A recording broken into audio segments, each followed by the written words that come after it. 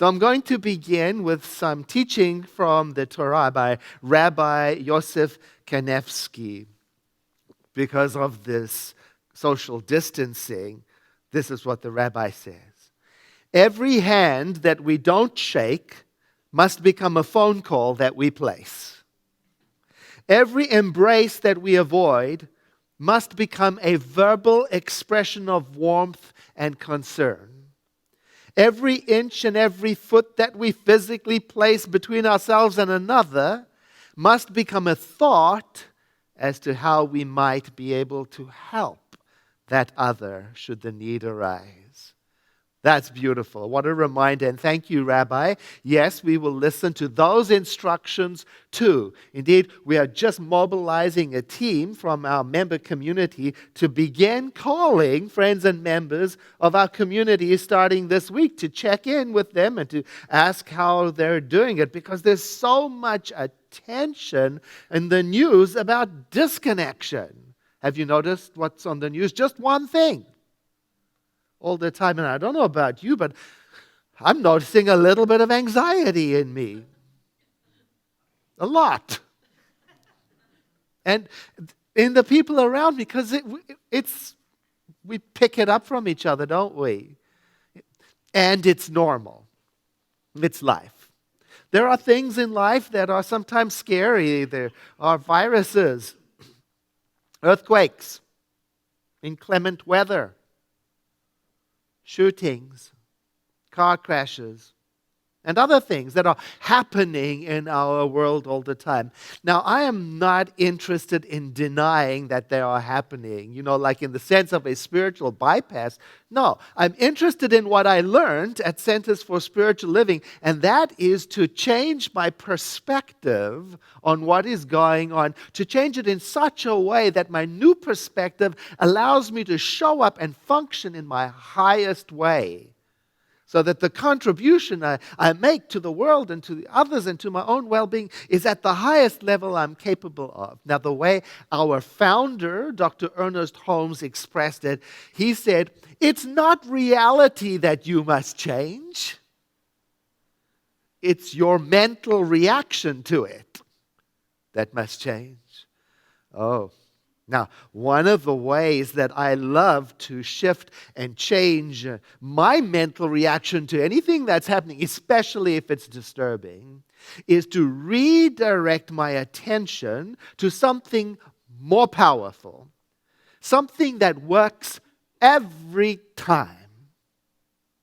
And that is compassionate identification with others.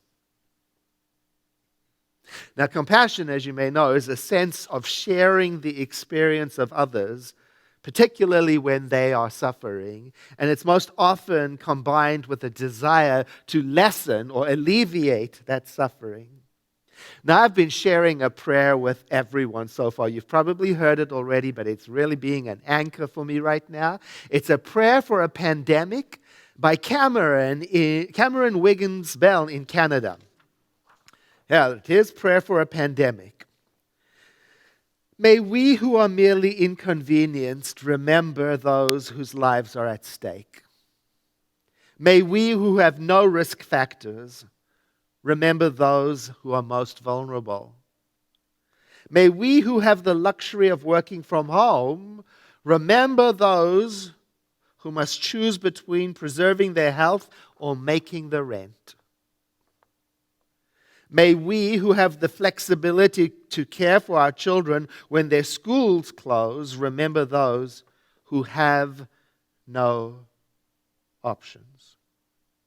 May we who have to cancel our trips remember those who have no safe place to go.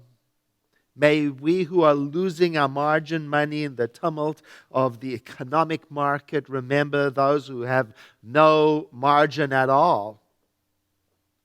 May we who settle in for a quarantine at home remember those who have no home.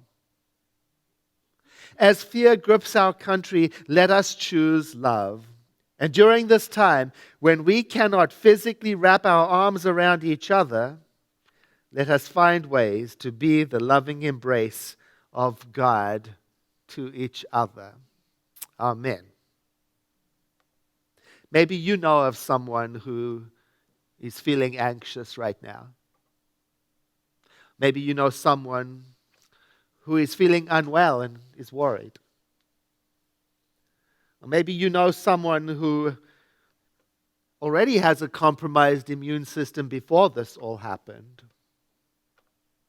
Or maybe you know someone who is worried about how this is impacting their ability to make ends meet right now.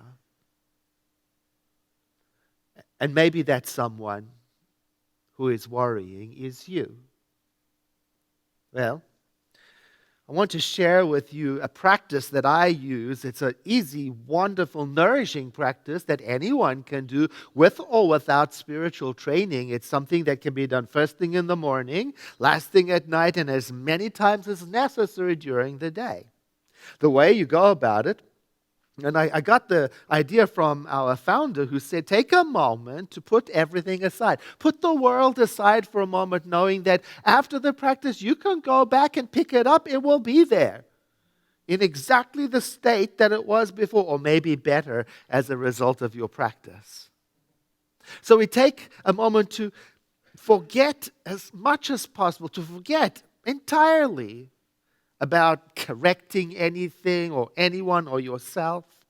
And then in the silence of your own mind, privately, call to mind someone. Think of someone in your life who seems to be struggling.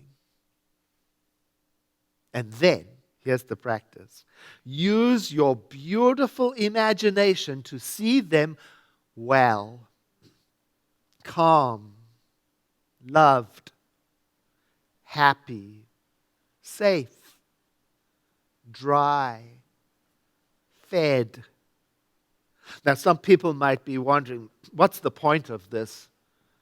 What difference could it make? Well, in the world of psychology, apparently there's a lot of power in this practice. The psychologist and author Dr. G. Hendricks believes that this kind of visualization is one of the most powerful tools we have for change. He writes, many people are propelled by the past. I think you might understand what that means, because I understand it. You know, that's when you let what happened determine your future. He says, but this visualization that we're talking about is an act of projecting a different kind of present into the future, one that pulls us forward into a healthier future, if that's what we're thinking about it. Well, how exactly does this work?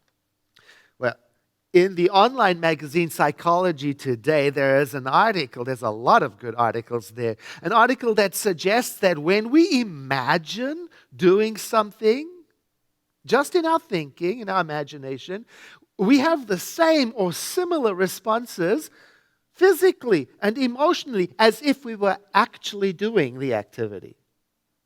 There's a lot of work on that right now. Here's what it says. Brain studies now reveal that thoughts produce the same mental instructions as actions. Mental imagery impacts many cognitive processes in the brain: motor control, attention, perception, planning, and memory. Well, here's a question then. What is the mental imagery that you're filling your beautiful brain with right now? Or we would say it like this in our tradition. What are you filling your consciousness with right now?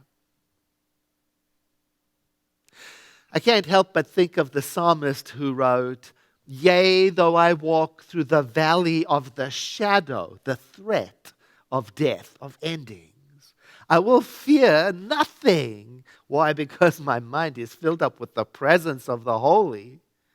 Oh, it's a good question for these times, especially as practicing metaphysicians. What kind of mental imagery am I filling my beautiful mind with? The article goes on to say it's been found that mental practices can enhance motivation, increase confidence, and improve performance, prime your brain for success, and increased states of flow, all of which are relevant to expressing the best of who you are in the world. You know, athletes have been using this since the 70s, where they not only did their exercises, but mentally thought through doing their exercises for higher and better expression of their sport. And religious scientists, why, we've been using this technique for the past 100 years. Oh, we ought to have been. It's called visualization, and it's the practice of using your beautiful imagination, a tool that anyone can use to help foster a sense of wholeness that then draws us forward as if that wholeness was an already accomplished fact. Imagine a greater yet to be. It's not daydreaming. Indeed, I think it might very well be the responsibility of the faith communities to imagine a better world. Who else is going to do it? So I'm inviting you to try it with me right now, right where you are. Take a moment and let's work on a particular population. Our medical professionals. Now, you might begin by thinking of your own family doctor or a physician that has attended to you or a nurse who's been helpful, or just as a group in general. And then include in that imagination our first responders. And then include in this scenario our peace officers. And then try to see them, or at least feel it. Try to imagine us cooperating with them. The feeling of harmony that goes with that. And then broaden that and imagine, try to see them as healthy and well, supported and fed and loved. Try to feel and sense and know them in the light of community appreciation and collaboration. Well, this is worthy to do. I mean, if we're going to be spending time at home, why not use that time to become deeply obsessed with wholeness? Why not use that time to become seriously quiet from time to time and imagine a greater yet to be, especially because we are learning that doing so can change things up in us physiologically, can change our emotions, have a physical effect on our body. And we would say from our faith tradition, it goes deeper than that. We would add to that, it's not just good for you to do it, but it's good for all of creation because you and I occupy the same space in mind. So what I do here is for you and what you do there is for me. What if we all visualized health and well-being for our world? You know, we did that on Thursday just recently. A group of us from this community got onto Zoom and contemplated wholeness. And some of the people on the call were so moved by reconnecting. They were crying openly, not out of fear, but out of the relief of being with people who are faithfully called to imagine wholeness. And then the next day I did it again with over 250 clergy members and spiritual practitioners, and we contemplated wholeness for you. Now I'm inviting you to do this too. Not only for yourself, but for your loved ones. And then include your neighbors and the people you work with, and then include your city, and then include your world, and then include health care workers and first responders and peace officers everywhere. Now, if it is you who are struggling with peace or anxiety, That can be a little more difficult when it's really close. Like, how do I disengage and disconnect, uncouple from the emotions that are rising up in me? Well, that's why we have to help each other. That's why we have to be there for each other. So I want to let you know that there are spiritual resources for you through our website. Now, we obviously won't be offering in-person, face-to-face prayer today, but there are options. There's an online prayer request form. The link to it will appear in the chat right now. We have a number you can call for pre-recorded affirmative prayer, spiritual mind treatment, and listen to as frequently as you want. We also have a telephone ministry of prayer, staffed by live people. And we have got, what a wonderful thing, an online affirmative prayer library that is filled up with spiritual mind treatments that can be searched by topic. And many of our spiritual practitioners are continuing to see clients through Skype and through telephone. So social distancing yet, but spiritual closening. Sutter Hospital has a cancer support group, and it sends out emails to their clients. And one of them made its way to me, and I love it because it has reminders in it that are appropriate for the entire population right now. Reminders that it is important to acknowledge, this is a disruption to our lives. And disruptions come with uncertainty, and uncertainty can cause worry.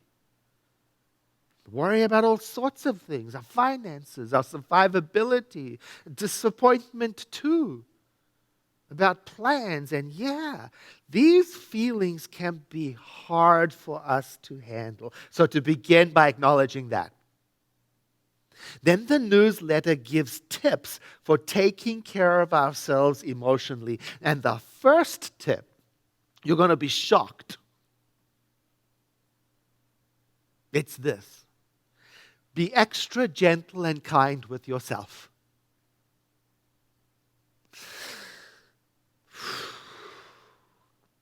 It goes on to say, look, it's normal to have a stress response to a disruption. It's normal.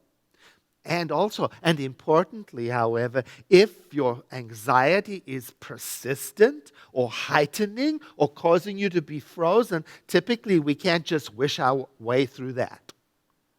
No, it might be time to reach out for support if that's going on. And then what I want to add to that list of recommendations and advice is this one.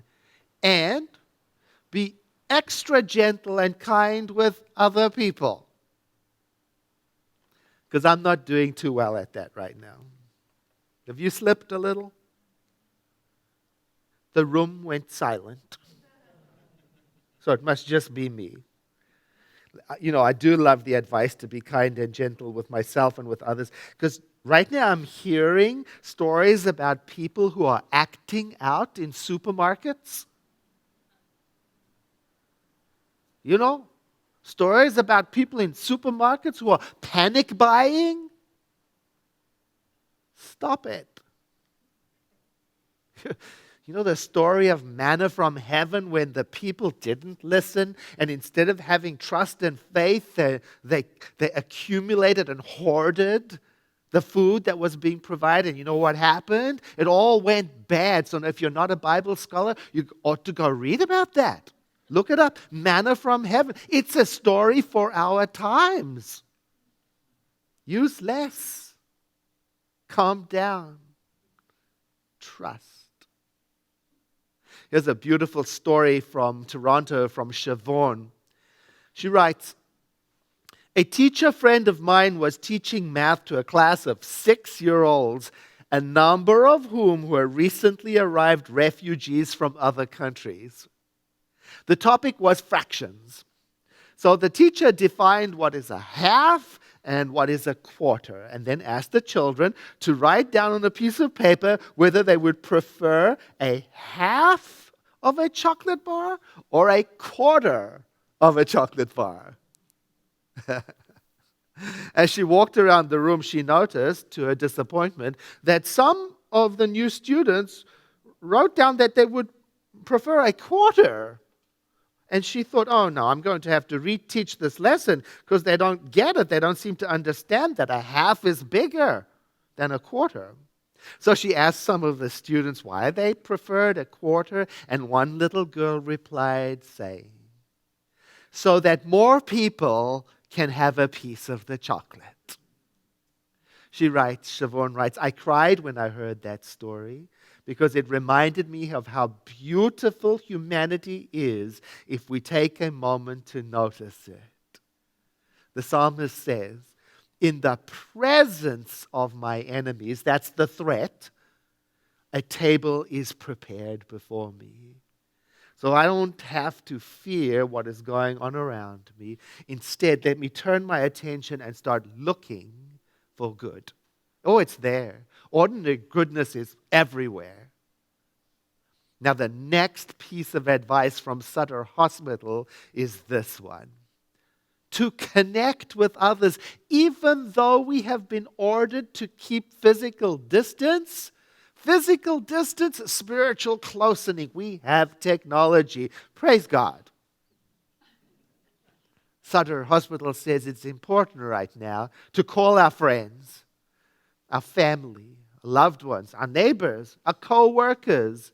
It's important right now to check in with others and to find out how they are and how they are coping. You know, not only can that make them feel better, it turns out it can make us feel better too. So Skype, FaceTime, or other virtual connections. You know, for those people who have been saying, I don't do that, I don't know how to do it. We are being propelled into this century's technology.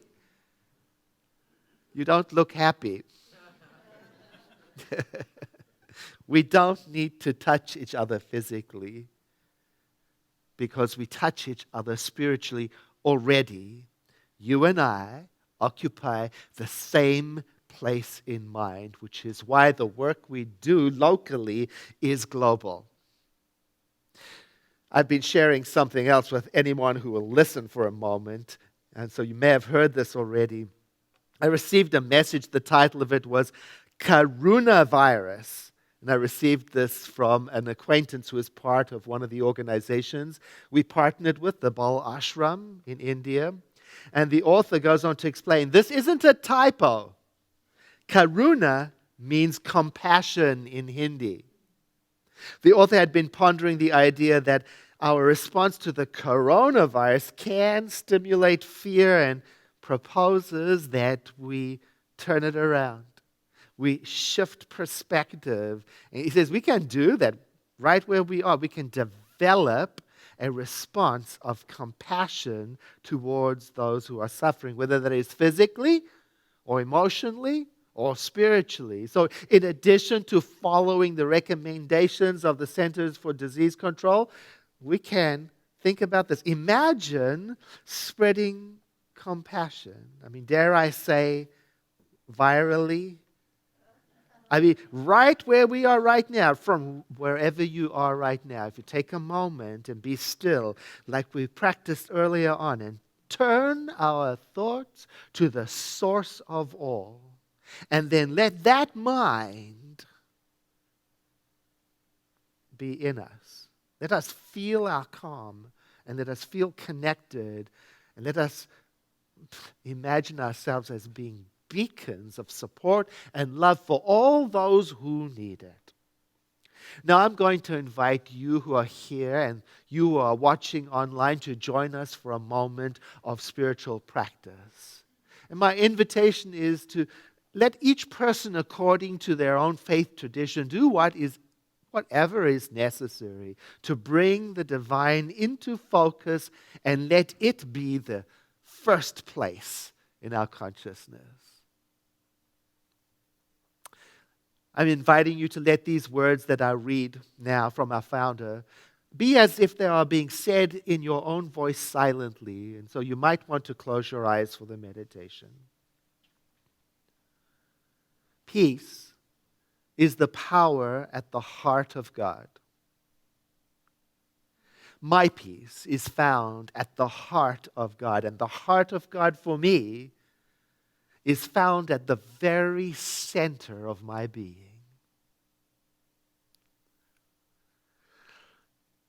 It does not matter how closely the confusion of the outer world presses against me. I'm not even disturbed by the confusion in my immediate environment, even inside of me and around me. No. Because I know, and I know that the way to transform and transcend and counteract and harmonize confusion is to bring that peace into play. Like the master teacher said, peace I leave with you. My peace I give unto you. Not as the world gives. Oh, these words of assurance stay with me, and I hear them re-echoing in the depths of my being. And so I surrender. In this moment, as best as I can, I surrender all of my fears, in particular those nameless fears, those ones that have been with me that seems for such a long time, dulling my mind and clouding my mentality as I remember. What indeed is there for an immortal, eternal, divine being to fear? Certainly not other people. For as I am a divine, immortal being, living and breathing and having my being inside the presence of the Almighty, so is every person. In this way, all people are my siblings, and all beings are my kin. And in this way, I recognize we are sharing one life, a principle of wholeness, and it is working in and through me, and it's inspiring my motives and inspiring the motives of everyone I contact. I am seeing that.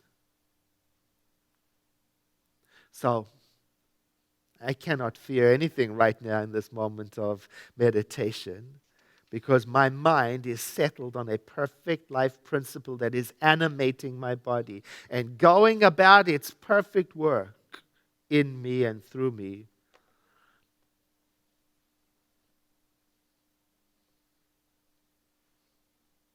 I remember,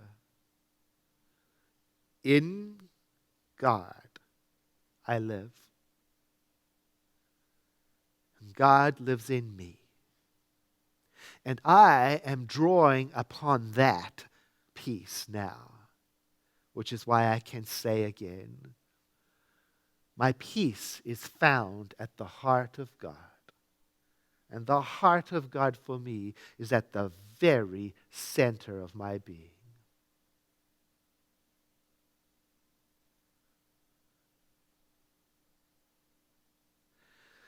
I invite you now to let the next breath you take be deeper than the one before, like this. And to sigh.